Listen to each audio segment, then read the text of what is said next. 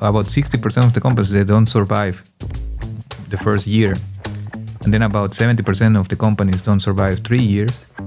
It's because of that lack of long-term vision. This is not really yet another podcast about sustainability.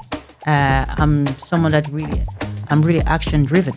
Yeah. So there's that marketplace exists for a reason. And I want people to really be part of that solution. Good morning. My name is Gabrielle. I'm the founder of Garbsback. Perhaps you have heard about it. Garbsback is a company based in Amsterdam. Is an ecosystem mainly comprising of individuals, businesses, for-profit and non-for-profit organizations.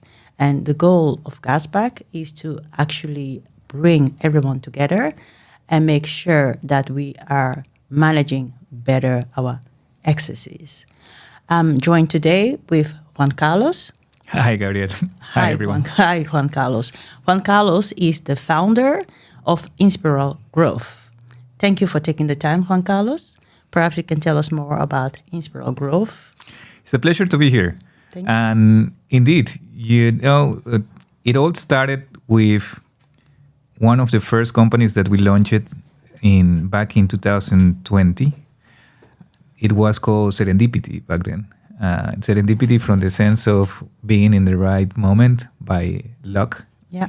Now, back then, one of the biggest challenges that I found was that when it comes about launching a company, it's also really important to work together the right fundamentals with a founder. Yeah. And that's what it means to me, Inspiral Growth. Yeah. Okay. And then what is sustainability to you? Right. So when we started that company, Serendipity, one of the first launches, the softwares that we did back then was a company that was working on customer reviews. It was sort of like a competition for TripAdvisor. Okay. And we decided to join an accelerator program, quite one of the biggest one, at the Founding Institute in Bucharest. And what happened was that back in that accelerator programs, they told us about what we should consider when we come with a business plan. Yeah. And that was to take always in consideration one of the 17 sustainable goals of the UN. Yeah. And can you maybe name a few of those sustainable goals? Yes. Well, the three ones that we chose back then with Selfie Feedback was that company was first, always find a great work environment for your team. So focus on the people that works actually. How are they being treated in their work environments? The second one was follow the right operational procedures to maintain a company on the right path for sustainability, in this sense to reduce their impact. Okay, so now we are diving then more into key steps into sustainability goals. Yeah, exactly. And indeed, I would dare to say that they go from a governmental level up to a personal level of how do you manage your own team inside. Okay. And that's what I found very interesting because it allowed us to break sustainability a bit more into pieces. Yeah. So we could choose which piece do we want to be a part of. Yeah, I think that is very important point because for many organizations that are already existing, sustainability can seem like a really big chunk of food that they have to digest all at once. And then we have also the European initiatives from 2027, for instance, where all organizations have to be sustainable by a percentage of 55%. How is that doable? How company break them down? And when I hear you talk about how you have, for instance, key initiatives and key tasks, if I'm talking in a project management way, key deliverables, I'm really happy about it. So how did you go about making those key tasks or those small deliverables to impact the whole? By making a lot of mistakes. Okay, okay. you know, in in fact, I would dare to say that before going into the entrepreneur world myself, Yeah. as a full entrepreneur, I was in corporate. I was working for corporate for almost 12, 13 years of my life. And in one of the last companies, we actually had an amazing budget. We built a company, $1 million company worth. Even before we went into business, we were already investing that amount of money. And even though it sounds very interesting and very in a great position to be, in fact, we also had to be very careful about, okay, where are we going to put this investment down? And one of the decisions that we took back then was to focus on sustainable building. Yeah. And what I mean with that is that we built one of the first museums in Amsterdam that started, for example, creating a complete roof full of electrical panels, solar panels. Yeah. And that was just the start of the many different activities that we did. Yet, it was my first time doing that, and it was quite expensive. We in reality, we did invest quite a lot on energy and sustainability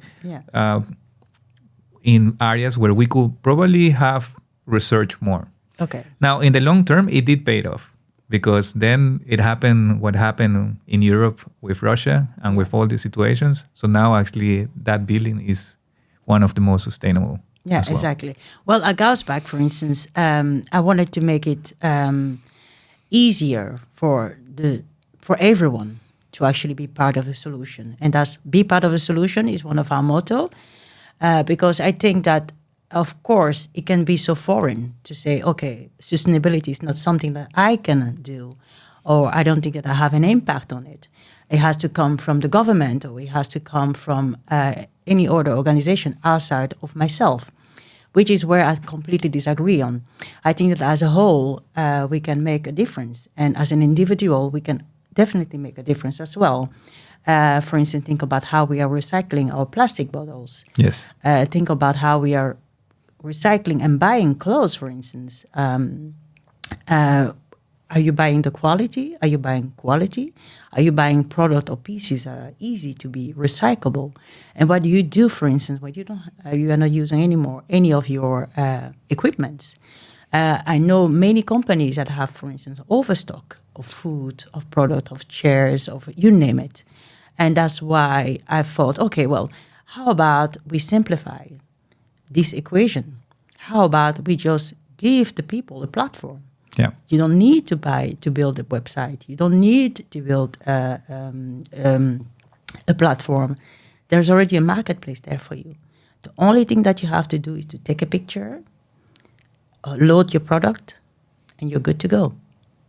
And that way, you're part of a solution. Excess stock, you can even donate it. That's something that is also we are in the works, where people can donate the excess to non-governmental organizations, charity shops, and so forth. Wonderful. Via our platform. And I think that that way, we are actually helping the environment, because that is what it's all about.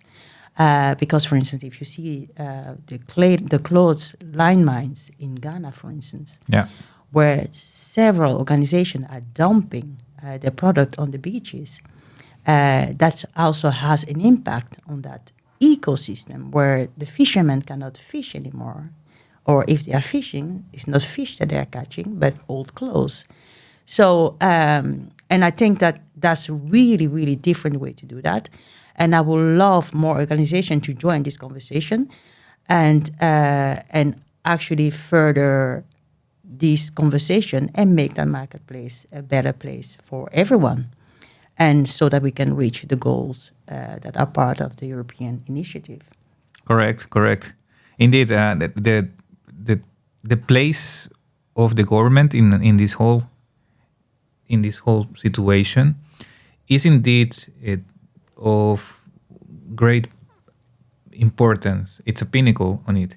Yet, the government only acts on behalf of what the people want. Yeah. And in the sense of the persons taking action, daily, constant action Yeah. on the direction that they want to go with their lifestyles, with their business, with what they want to leave for the next generation. That's a very important point. Yeah. Is where they need to make the decisions as well. Yeah. And becoming a part of a solution, becoming a part of an ecosystem that is finding this direction, this North Star, I consider that is very valuable. Yeah. And then you as a consumer, for instance, because if we drill down, we saw what you did. You talked about the two key points that you took from the initiatives, the 7-point initiatives, and then also how you implemented it within the first museum in Amsterdam, and with the budget and all the changes that you were able to make. That was on the business side of it. So if we look at the consumer side of it, as you as a person, how are you part of the solution? Wonderful. One of the first questions that we focus here ourselves, for example, now in Inspiral, which let me tell you a little story about that. The company started being called Inspiral Growth. Yeah. And I was in a conference a few years ago in Spain, and we were talking about the changes that are happening in the perspective of how we run businesses. Yeah. We're talking about sustainability already for more than a decade. Yeah, very true. And then we were talking about that growth is indeed one of the topics that we need to discuss as companies to how are we going to deal with this growth, ROI, that I would love to hear your opinion. Yeah. Exactly. Yeah. And basically, I remember I met this person that was this woman that also was very interesting. She was an environmental engineer, and she was talking about the topic that we should start talking about degrowth. Yeah. The way how to scale down instead. Yeah. And then that impacted me because my company is called Inspiral Growth. My agency is called Inspiral Growth. And that's when I started building Inspiral itself as a holding where we are managing different verticals. One of them is now called Inspiral Mindset, where we're focusing as well on educating ourselves, educating our founders, educating the founders that we work with together in order to understand these topics in terms of sustainability, regeneration, for example, as well. Yeah. And comes to one single question for us, which is, do we know exactly what we want to achieve with our business on one big picture? And that's where we focus. Yeah. And it's very important that you mentioned, for instance, the year-on-year growth. Excuse me. So I worked also in a corporate environment. I worked for an IT company. And then the focus was always on how can we grow year on year? How can we do more? We grew from 5 to 10%, and now next year we want to grow from 10 to 15%. Yeah. How can we achieve it? And I was just wondering, is it really sustainable to want to achieve that growth year on year? Is it not possible to look at it in another way? Are we creating more value, or is the value getting lost or diluted in the growth? That's one.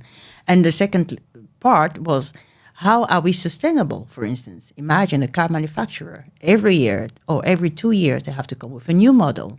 What happens with the old models? The same with the phone industry. There's always a new flagship phone that happens every 1 to 2 years.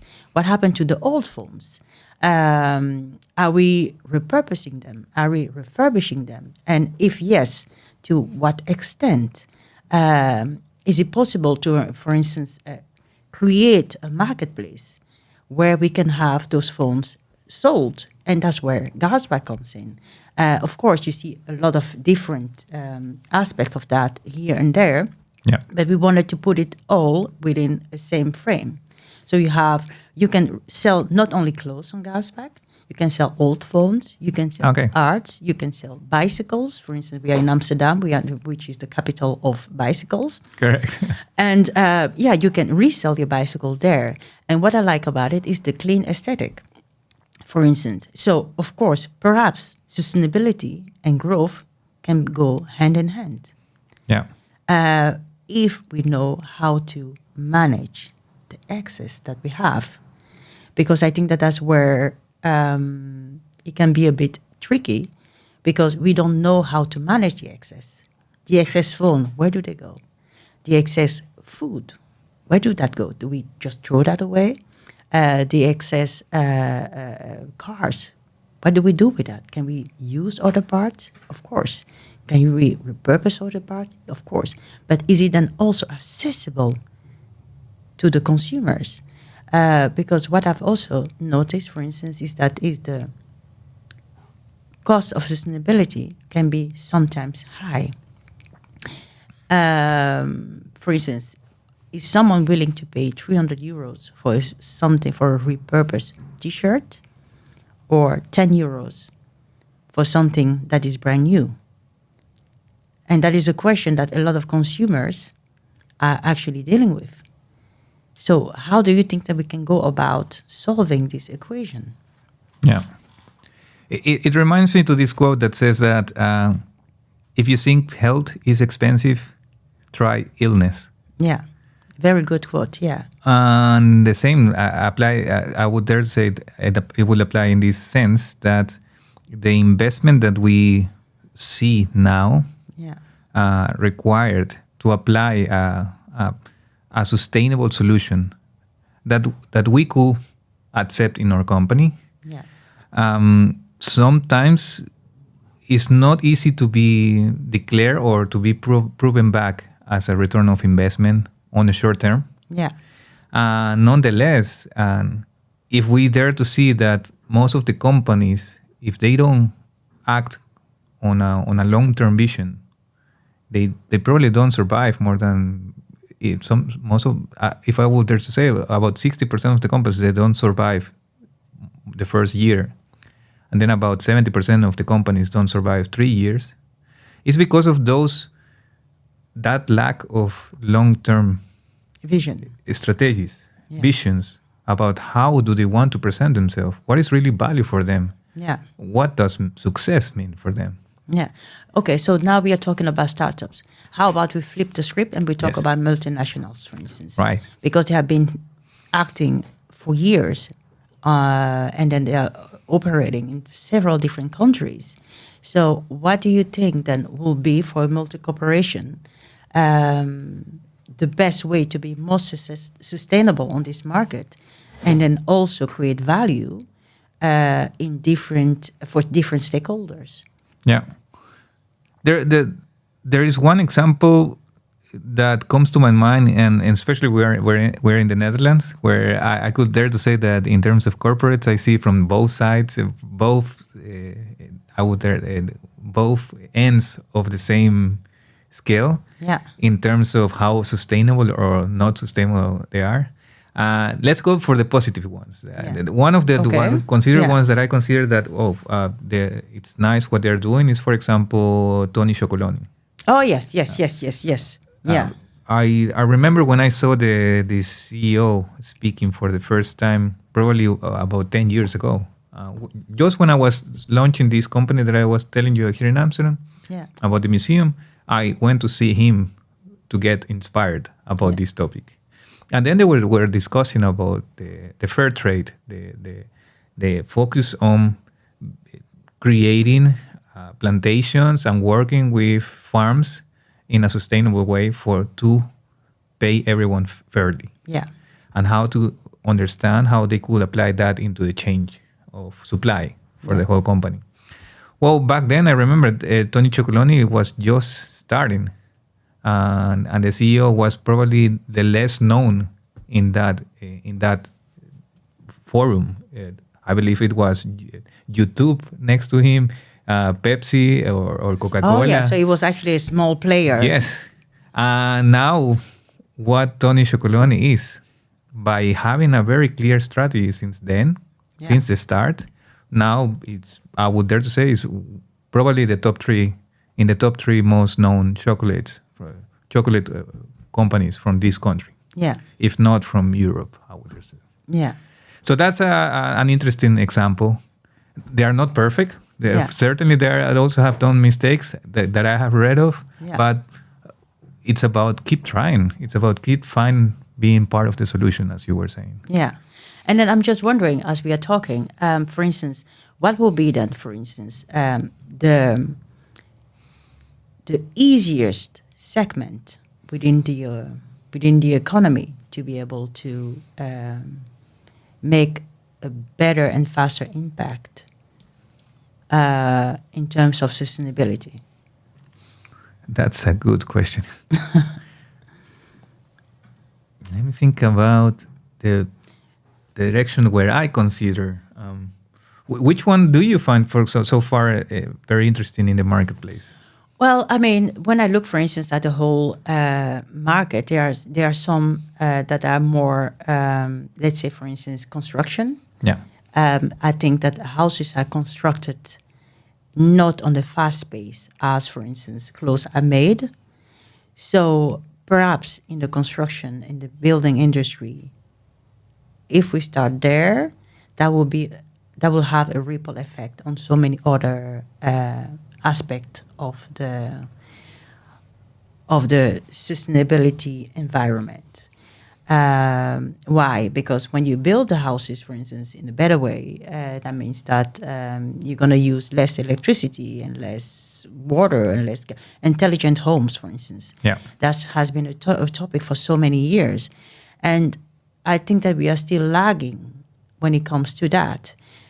Because we look at the clothing industry and so forth. I think that's something that can be solved if we really want to. And if all the key players really put their head together, because there's no need to buy a T-shirt every 2 days. There's no need to buy clothes every 2 days. But that comes also with producing better qualities.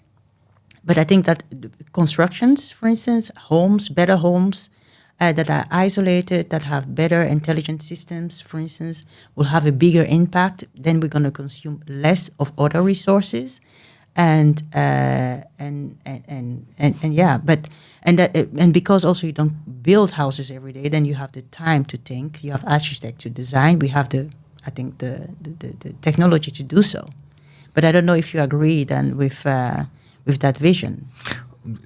Wonderful indeed, and I consider that indeed in the analysis and the reflection on what it means for us to be a part of the solution. What it's on our possibility, and not only our possibility of just one single time, or just when it's possible, or just when they're watching us. Yeah. But indeed having a clear, comprehensive, and repetitive, if there is constant action inside of our businesses that we could apply, and that it will really embody what we want to represent. Yeah. Is something that I will dare to say. I remember actually this one of my mentors. His name is Alok Gupta, and Alok used to say it in the sense of, Juan-Carlos, information is garbage. And I was like, wow. I had never heard of it. I've always heard information is gold. What are you talking exactly. about? I guess information is garbage. And I was like, wow, Alok, really? And he said, like, if it's not applied. And it reminded me on the sense of, like, we keep having the amazing investigations, reports about how important sustainability is and how we can apply it in our businesses. And on what small actions we could take as well at home. Yeah. Yet if we don't do anything with that information, we are just... It becomes garbage as well. I really agree. And I hope that this is not really yet another podcast about sustainability. I'm someone that I'm really action driven. Yeah. So that marketplace exists for a reason. And I want people to really be part of that solution. And I realize that it's really competitive in the sustainability environment. and everyone wants to have the cure. But I don't think that is just one person's to come with a solution. I think that as a whole, we just have to look at the planet as our own planet, as our own body. And then we have to make sure that we are taking everyday steps to make sure that we are leaving a better planet than we actually came in. And that can start by sorting your garbage, cycling more, for instance, selling the excess that you have. I mean, there's no point of having 10 old phones laying around if you can sell one, or you can just donate one to an organization or to someone in need, because I'm sure that there are people that will be happy to have, even if it's a third generation phone from Apple, just to be able to receive and make calls.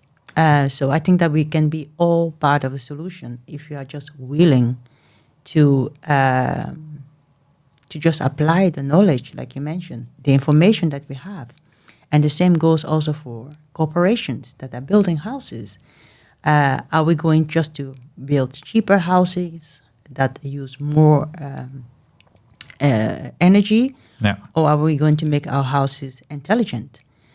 Are we going to make solar panel available to everyone?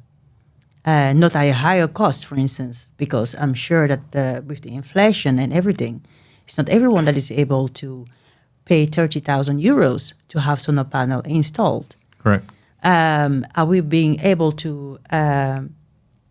So it takes. That's why Garbsback is an ecosystem.